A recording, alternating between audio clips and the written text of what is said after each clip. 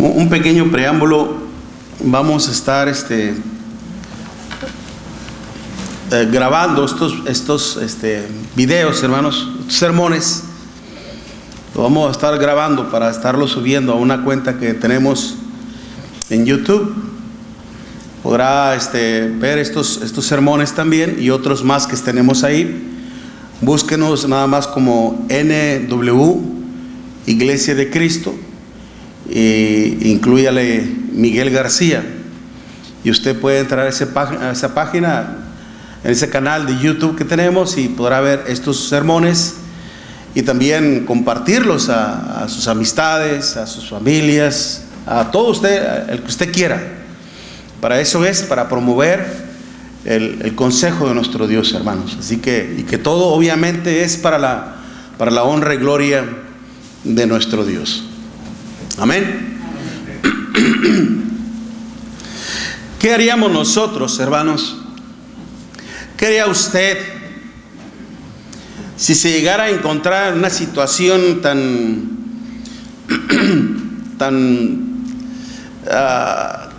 llena de desgracia, en una situación tan llena de desdicha, de tristeza, de dolor, de sufrimiento, causado también por una enfermedad, en donde a consecuencia de su enfermedad usted tendría que estar aislada, como acabamos de conocer estos años pasados, ¿no? Que está uno en cuarentena, en donde familias no podían tener contacto físico, no podía haber comunión, compañerismo a consecuencia del virus del COVID. Pero imagínense estar en una situación así por mucho tiempo, como 12 años. Imagínense en una situación así, en donde aparte de todo esto, usted ya se gastó todos sus recursos económicos, agotó todas sus fuerzas, todos sus conocimientos, donde ningún doctor podía hacer nada por usted ni por su salud, en donde prácticamente había perdido toda esperanza, toda ilusión, que casi se sentía al borde de la muerte. ¿Qué haríamos nosotros, hermanos? Mas cuando escuchamos a alguien que nos puede ayudar, a alguien que nos puede socorrer, a alguien que nos puede sacar de este pozo de desdicha, ¿qué haríamos? ¿Para qué están las oportunidades, hermanos? Si no es más que para aprovecharlas. Este es el caso de esta mujer. Allá en Marcos capítulo 5, Marcos capítulo 5, vamos a ver de esta mujer judía que estuvo en una situación así tan lamentable, tan triste. Marcos capítulo 5, del versículo del 25 en adelante, dice la palabra de nuestro Dios así, hermanos. Marcos 5, del versículo del 25 en adelante. Pero una mujer que desde hacía 12 años padecía de flujo de sangre. El flujo de sangre, hermanos, no solamente se refería al periodo menstrual de la mujer, sino que podría ser ya posiblemente refiriéndose al cáncer del útero. Las mujeres saben mucho más de esto que nosotros los hombres. Y se podría referir a tipo de una enfermedad cancerígena, dada la circunstancia. Y imagínense, es por eso que era de 12 años viviendo en una situación así. Padecía de flujo de sangre y había sufrido mucho de muchos médicos y gastado todo lo que tenía, y nada había aprovechado antes Su situación, hermanos, cada vez iba empeorando. Iba más peor y peor. Pero cuando oyó hablar de Jesús, vino por detrás de entre la multitud y tocó su manto, porque decía: si tocare tan solo su manto, seré salva. Y enseguida la fuente de su sangre se secó y sintió en el cuerpo que estaba sana de aquel azote. Luego Jesús, conociendo en sí mismo el poder que había salido de él, volviéndose a la multitud, dijo: ¿quién ha tocado mis vestidos? Sus discípulos le dijeron: ¿ves que la multitud te aprieta y dices: ¿quién me ha tocado? Pero él miraba alrededor para ver quién había hecho esto. Entonces la mujer, temiendo y temblando, sabiendo lo que ella había sido hecho, vino y se postró delante de él y le dijo toda la verdad. Y él le dijo: hija, tu fe te ha hecho salva. Ve en paz y queda sana de tu azote. Gloria a Dios, hermanos. Gloria a Dios. Realmente, hermanos, esta mujer que por 12 años había sufrido una enfermedad crónico y posiblemente cancerígeno, que la había atormentado, hermanos, día tras día, años tras años, y que debido a esta enfermedad había agotado todos los recursos sabidos y por haber, la ciencia, la medicina y hasta su propio dinero.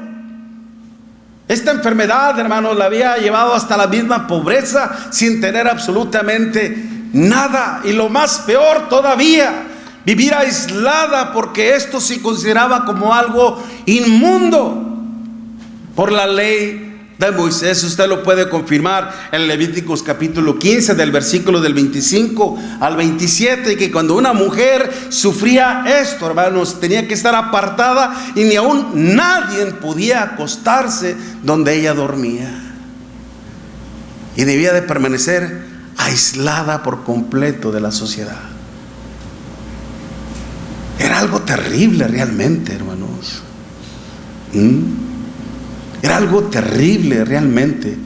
No había esperanza ya, prácticamente. Pero cuando supo, hermanos, cuando supo de nuestro Señor Jesucristo, de lo que el Señor venía haciendo poderosamente, hermanos, estaba mostrando evidencia de poder, ella no quiso pasar en ningún momento esa oportunidad. Ahora es cuando yo tengo que hacer esto. Y yo sé muy bien que si yo tan siquiera toque el borde de su manto, seré sanada, seré libre de este azote. Y nomás lo pensó, nomás lo ideó.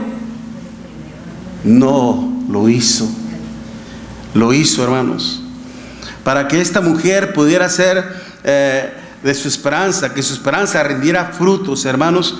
Ella no solamente tuvo que creer, porque dice la Escritura, hermanos, que cuando ella oyó, alguien le habló a ella, alguien le dijo: mira, se aproxima un ser humano, se aproxima una persona que se dice ser el Hijo de Dios, que se dice ser el Mesías, el Cristo, el que ha venido sanando a todo mundo. Todo aquel que cree ha venido a Él y ha sanado, ha levantado paralíticos, ha dado vista a los ciegos, ha sanado la lepra, viene resucitando muertos.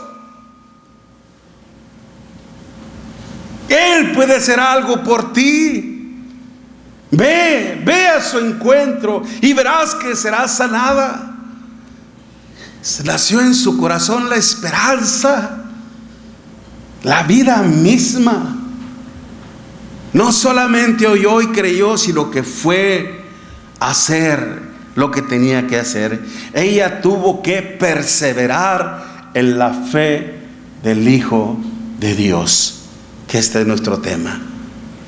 Perseverando en la fe del Hijo de Dios, hermanos, puede cambiar nuestra vida por completo. Perseverando en la fe del Hijo de Dios, hermanos, puede cambiar aún hasta nuestro destino eterno, algo mucho mejor, porque para eso nuestro Dios envió a su Hijo al mundo, para traernos sanidad, para traernos esperanza, para traernos vida. Pero sabe,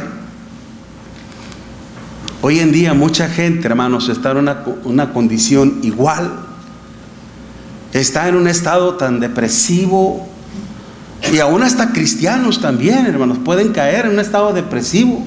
Y no me lo tome a mal, aunque algunos se espantan y dicen: pero ¿cómo es posible que un cristiano caiga en un estado depresivo? ¿Acaso no tiene fe en Dios, hermanos?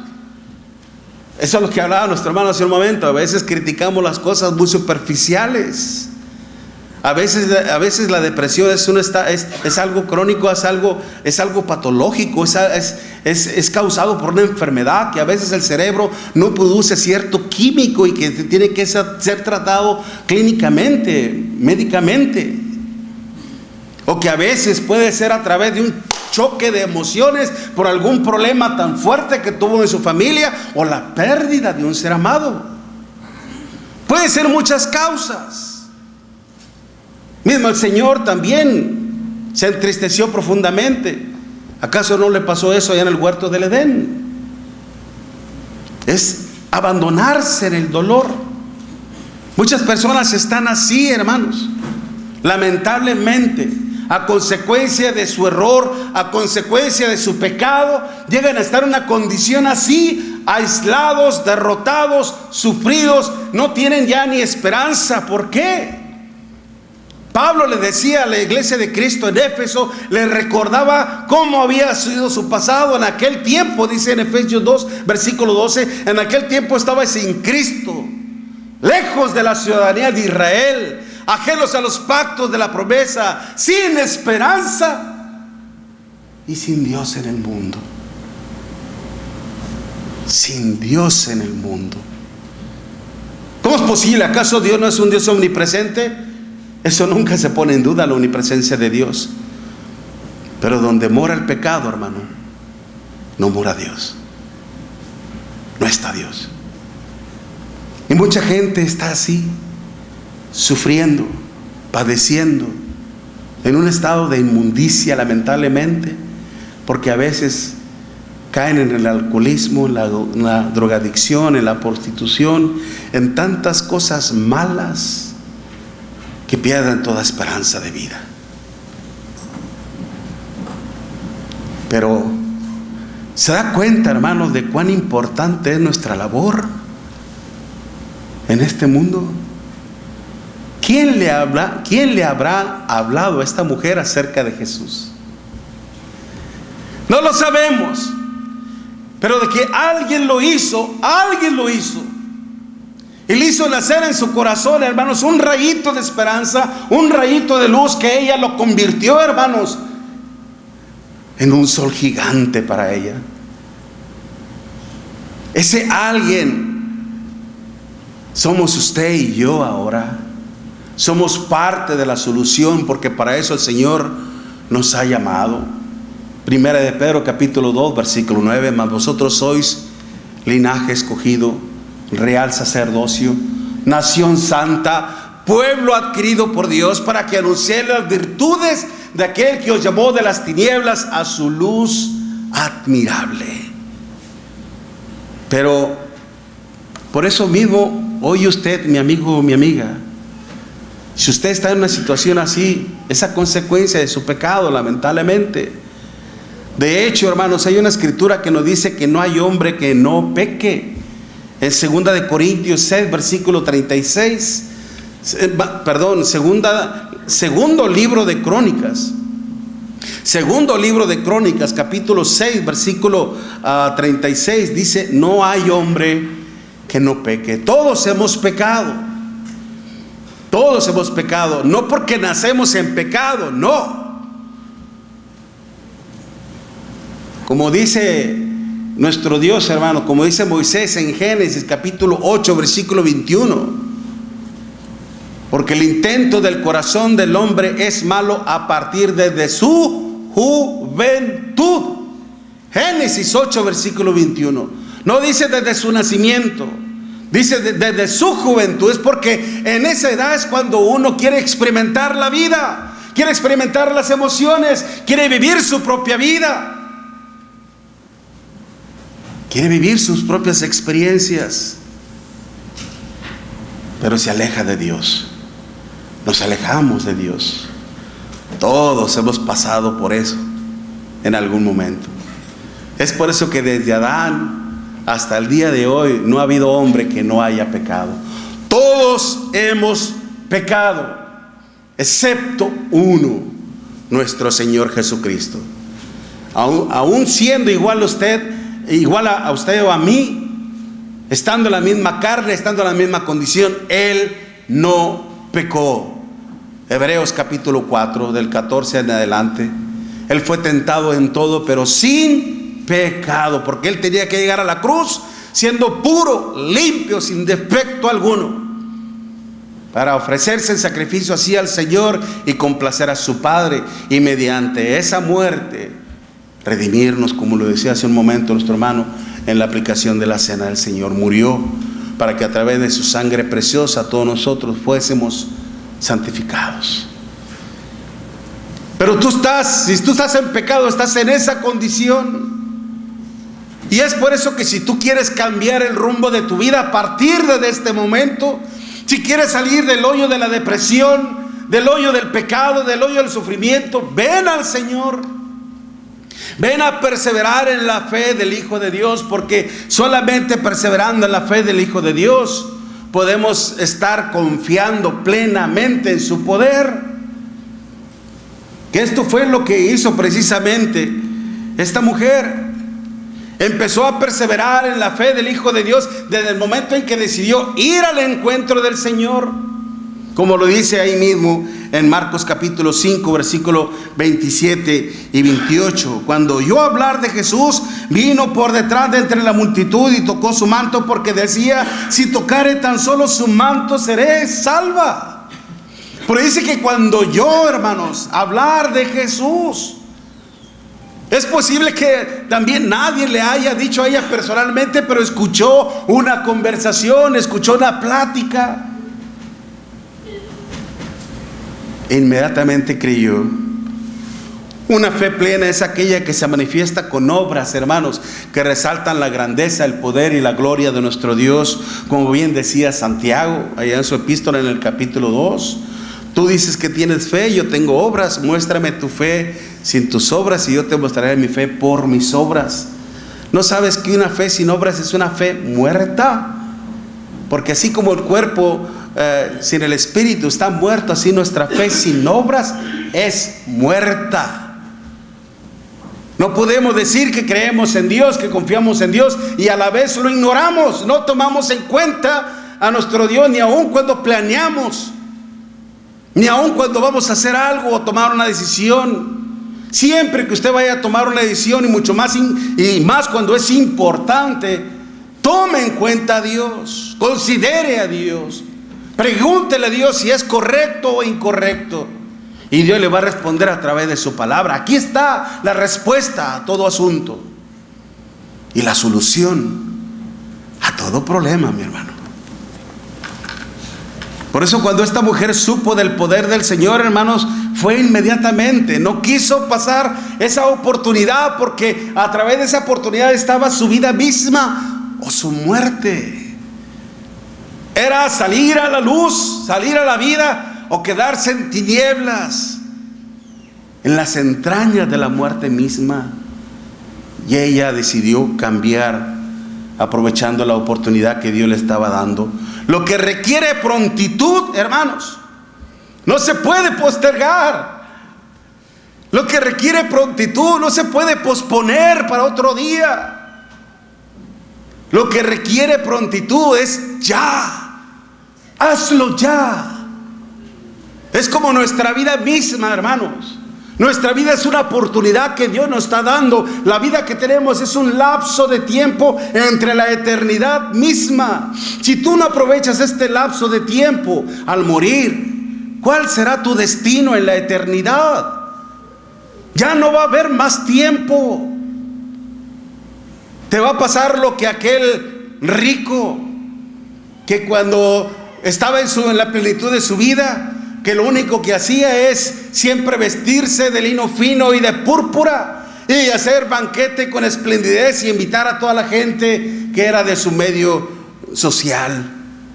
Mientras que a la puerta de su casa estaba aquel mendigo llamado Lázaro, que aún aquel hombre deseaba saciarse de las migajas que caían de su mesa, y este hombre nunca fue por darle un plato de comida, nunca mostró ni una pizca de misericordia para aquel hombre desahuciado. Pero al morir, ¿qué pasó? Al morir, ¿qué fue lo que vio? Estaba en una llama de fuego, es decir, ya estaba siendo atormentado por su propia conciencia, y miró a Abraham y a Lázaro y decía: Lázaro, Abraham, ten piedad de mí, ten misericordia de mí, permite que Lázaro venga y moje la punta de su dedo en agua y refresque mi lengua, porque atormentado estoy en esta llama. ¿Y cuál fue la respuesta de Abraham? Hijo, no se puede. Tú en tu vida tuviste muchos bienes, más muchos males, más ahora es consolado aquí, y tú atormentado en esa llama. Además, una gran cima, un abismo nos separa, que de tal modo que nadie puede venir ni de allá para acá ni de aquí para allá. Y este hombre entendió que ya no se podía hacer nada por él. Envíalo a la casa de mi padre para que le testifique, porque tengo 5 hermanos, para que les hable de este lugar, a fin de que ellos no vengan aquí. A Moisés y a los profetas tienen, óiganlos. No, padre, si se levantare de uno de entre los muertos será mejor. Pues ni aún así. Por algo él estaba ahí, porque siempre careció de fe, de confianza en Dios. ¿Ese quieres que sea tu destino eterno? ¿En un lugar tormentoso eternamente? El Señor te está dando la oportunidad hoy para que cambies el rumbo, no solamente de tu vida, sino de tu destino eterno. Para eso Él envió a su Hijo Jesucristo al mundo, para darnos esperanza. Como le decía otra vez el apóstol Pablo a los hermanos de la iglesia de Cristo en Efesios 2:11 y en el 12 dice: pero ahora habéis sido hechos cercanos por la sangre de Cristo. Ahora ya forman parte de toda esta bendición de Dios. Pablo mismo decía: bendito el Dios y Padre de nuestro Señor Jesucristo, que nos bendijo con toda bendición espiritual en los lugares celestiales en Cristo Jesús. Y es por eso que tenemos que perseverar también nosotros en la fe del Hijo de Dios, hermanos, porque ahí está el poder. En el Evangelio, Romanos 1, versículo 16, porque no me avergüenzo del Evangelio, porque es poder de Dios. ¿Para quién? Para todo aquel que cree, al judío primeramente y también al griego, pero dice para todo aquel que confía en Dios y le rinde su vida a nuestro Dios. No solamente, hermanos, ella confió plenamente en el poder del Hijo de Dios, sino que también declaró valientemente, públicamente su fe.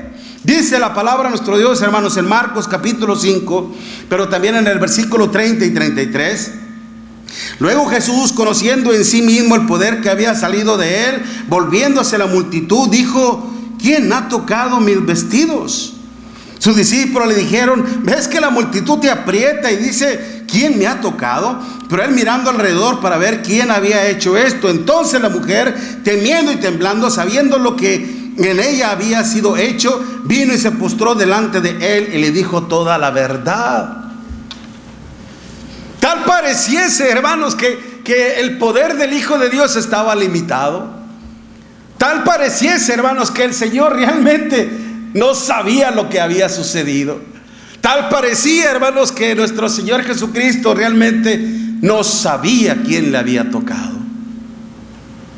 Pero no es así, hermano. Dios te da una oportunidad para que hagas lo correcto, para que hagas lo justo, para que seas agradecido, agradecida con nuestro Dios. ¿Quién ha tocado mis vestidos? Era un llamado a aquella mujer que lo había hecho. Es como cuando nuestro Dios vio que Adán y Eva habían pecado y le habló: ¿dónde estás tú? allá en Génesis, en el capítulo 3. Y Adán decía: oí tu voz en el huerto y tuve miedo y me escondí porque estaba desnudo. Pero cuando Dios dice: ¿dónde estás tú?, no implica, hermanos, que Dios no podía saber dónde estaba el hombre. Él es omnipresente, omnipotente, omnisciente. Él lo sabe todo y lo ve todo. Era una responsabilidad, era un llamado a la responsabilidad del hombre para que él fuese responsable de sus propios hechos, de sus propios pecados. Salir ante la presencia de nuestro Dios y reconocer su falta, su error. Aquí también nuestro Señor Jesucristo, cuando decía: ¿quién me ha tocado?, era un llamado para aquella mujer sola se levantase, y lo hizo, porque dice que temblando.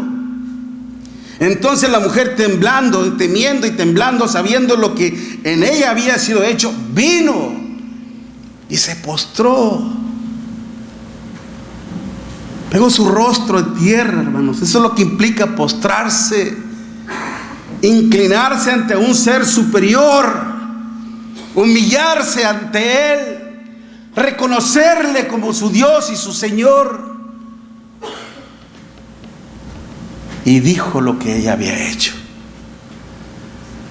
Esto sirvió para que todos los demás pudieran escuchar, oír la grandeza del Hijo de Dios, el poder que emanaba de nuestro Señor Jesucristo. Porque el Señor no podía decir: mire, ven, esa mujer estaba enferma y yo la sané. Sus propias palabras tal vez se hubieran puesto en duda, pero el testimonio de aquella mujer, la veracidad de sus palabras, y de hecho mucha gente la conocía, fue una evidencia del poder del Señor. Usted y yo, cuando estábamos en pecado, estábamos muertos.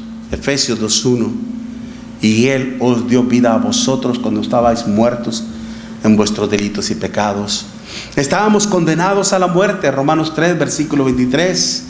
Por cuanto todos pecaron y están destituidos de la gloria de Dios. No teníamos esperanza. Merecíamos la muerte por ser enemigos de Dios. Pero Dios, hermanos,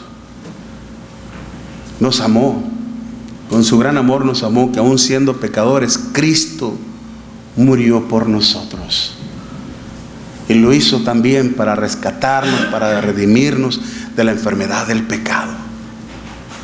Y nos ha librado de eso. Cuando nosotros obedecimos el Evangelio, hermanos, nos dio una nueva vida. Romanos capítulo 6, del versículo del 3 al 6. Una nueva vida. Nos rescató de la muerte, del sufrimiento, del dolor, del martirio.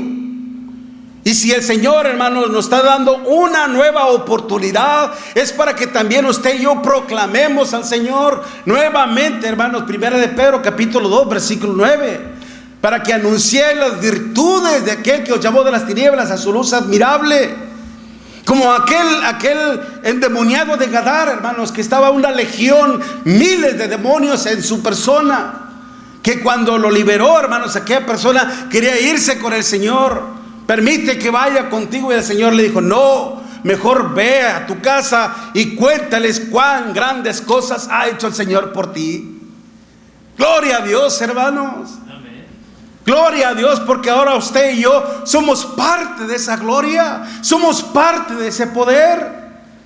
Y tenemos que proclamar también a Cristo en nuestra vida. Hablarle a la gente de lo que Él ha hecho por nosotros y en nosotros, y lo que hasta el día de hoy, mi hermanito, sigue haciendo. Amén. Como lo decía nuestro hermano Soto, hay una lucha entre nosotros. ¿Y quién nos ayuda a vencer esa lucha, mi hermano? ¿Qué decía el apóstol Pablo en el Filipenses 4:13? Todo lo puedo en Cristo Jesús que me fortalece. Hay que perseverar en la fe del Hijo de Dios, hermanos, confiando plenamente en el Señor, pero también proclamando las virtudes del Señor. Y por último, rindiéndole adoración al único ser que nos liberó de la muerte. Rindiéndole culto, adoración al único ser, hermanos, que puede hacer cumplir nuestra fe al final. Esta mujer, hermanos, y de hecho rendirle adoración, hermanos, a nuestro Dios, implica no solamente, y óigalo bien, mi hermana y mi hermano, y créame lo que lo digo con todo respeto y con todo el amor del Señor. No se trata solamente de venir un domingo en unas 2 horas y ya. No se trata de venir un día entre semana para escuchar la palabra y ya. No, hermanos. No caiga en ese error por su propio bien, por su propia salvación. Cuando hablamos de un servicio, que es la palabra latreo, implica un servicio de adoración. Pero cuando se habla, hermano, por ejemplo, en el Señor con aquella mujer samaritana, en Juan capítulo 4, versículo 23, en donde dice que Dios está buscando verdaderos adoradores que le adoren en espíritu y en verdad. Y la palabra es proskuneo.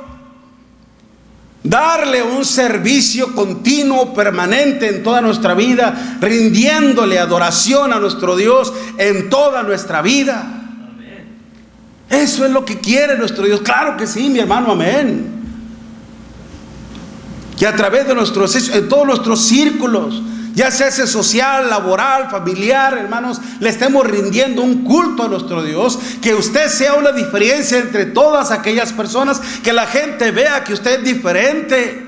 Que la gente vea que usted adora a nuestro Dios. Eso es lo que Dios quiere ver. Y sobre todo que le sirvamos en su reino. Hebreos capítulo 12, versículo 28. ¿Qué es lo que dice, hermanos, ahí? Léalo conmigo. Hebreos 12, versículo 28. Así que, recibiendo un reino inconmovible, ¿qué dice? Seamos agradecidos, tengamos gratitud y mediante ella sirvamos a Dios ¿con qué? Con temor y reverencia.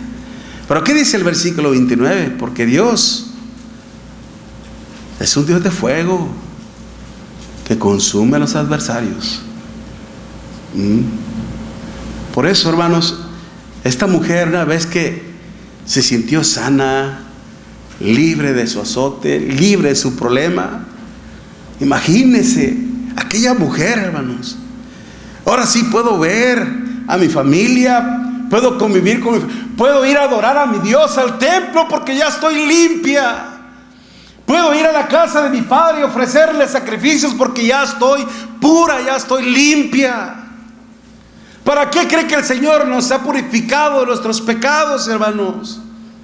Para que usted y yo también tengamos acceso al trono de la gracia. Poder ofrecerle culto, adoración a nuestro Dios. Que nuestro servicio a Dios llegue ante la misma presencia de nuestro Dios.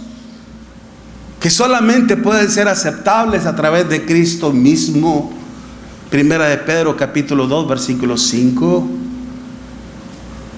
Somos piedras vivas para hacer un templo, para ofrecerle sacrificios aceptables y agradables a Dios por medio de nuestro Señor Jesucristo. Ella volvió a tener esa oportunidad de adorar a nuestro Dios, de llevar una vida normal. Hemos sido más bendecidos que ella, usted y yo. Ella continuó precisamente perseverando en la fe del Hijo de Dios. Por eso, si nosotros continuamos perseverando en la fe del Hijo de Dios, hermanos, sigamos confiando plenamente en Él, sigamos proclamando las virtudes de nuestro Señor Jesucristo y sobre todo sigamos rindiéndole adoración en toda nuestra vida. Que cuando el Señor a usted lo necesite la iglesia, usted diga: aquí estoy para servirle. Aquí todos somos iguales, sin importar que uno sea anciano, sin importar que uno sea diácono, sin importar que uno sea predicador. Aunque yo tenga mi título de teología, no importa, yo solo soy también un siervo de Dios, al igual que usted, al igual que yo, porque estamos aquí para servir a nuestro Dios. ¿Que no es así, hermanos? Amén. Todos tenemos la sangre de nuestro Señor Jesucristo derramada en nosotros. Así que por eso, hermanos, ayudémonos, sirvamos juntos a nuestro Dios, sigamos perseverando juntos en la fe del Hijo de Dios, para que el día que el Señor venga, nuestra próxima morada sea en la eternidad. Y si usted, mi amigo, mi amiga, Si usted sigue en el pecado, créalo que tarde o que temprano va a sufrir las consecuencias del pecado mismo.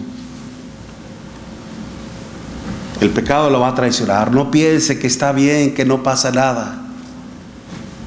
El pecado es como una boa que poco a poco te va abrazando los anillos, te va poniendo los anillos en tu cuerpo, para que cuando ya estés lista, te va a dar el apretón, te va a quebrar todos los huesos, para que en el momento en que te va a estar devorando, fácilmente vaya haciéndote introducido en la muerte.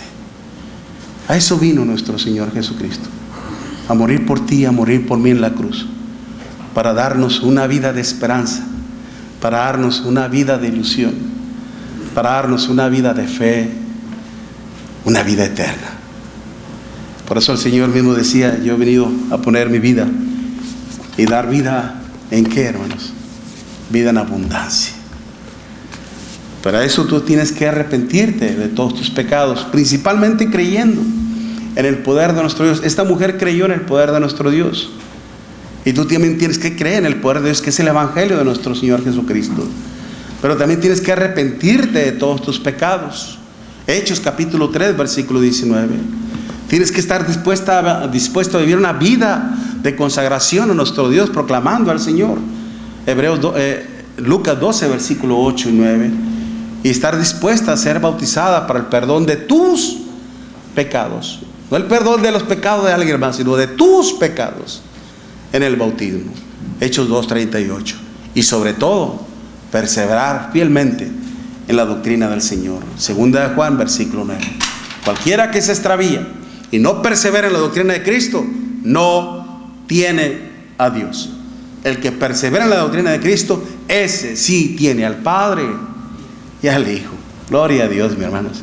Así que cantemos un himno de alabanza, hermanos, y de meditación, sobre todo en lo que Dios nos ha dado a conocer en este día, y que todo sea para la honra y gloria de nuestro Dios.